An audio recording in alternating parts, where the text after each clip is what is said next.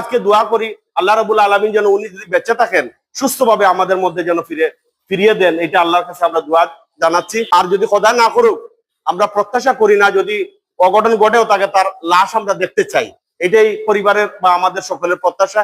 এই দাবি গোয়েন্দাবাসীর পক্ষ থেকে আমরা আজকে উত্থাপন করছি। সরকার পরিবারকে সামর্থ্য অনুযায়ী আজকে আর্থিক সহযোগিতা দেওয়া হচ্ছে।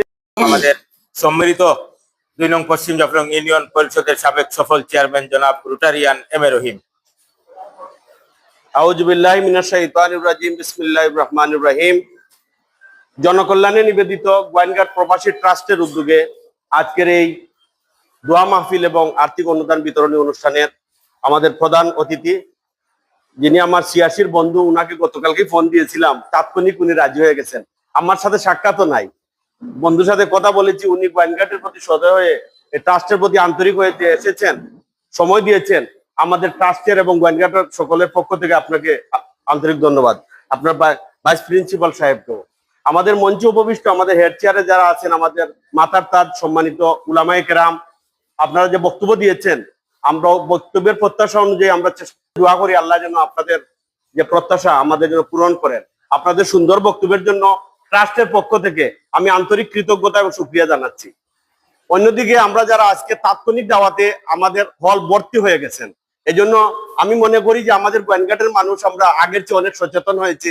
আপনাদের কত মায়া, মনের আকুতি, আপনারা সবাই তাৎক্ষণিক দাওয়াতে দিয়ে এসেছেন। আমরা আপনাদের উপযুক্ত খেদমত করতে পারি নাই, অনেককে চেয়ারও দিতে পারি নাই। এটা মাইক্রোফোন থাকলে বেশ ভালোই হতো। আসলে আমরা আগামীতে ইনশাল্লাহ আরো সমৃদ্ধ পরিসরে পরবর্তী প্রোগ্রামগুলো করব। আপনাদেরকে আমি স্বাগত জানাচ্ছি, আর কষ্ট হচ্ছে এই জন্য আমি দুঃখ প্রকাশ করছি। আপনারা নিশ্চয়ই জানেন প্রবাসীরা আমাদের রেমিটেন্স যোদ্ধা, আমাদের সত্যিকারে যারা ইনকাম করেন, আজকে দেখেন মাথার ঘাম পায়ে ফেলে তারা ইউরোপ, আমেরিকা সহ বিভিন্ন দেশে আজকে এত কষ্ট করে তারা ইনকাম করছেন।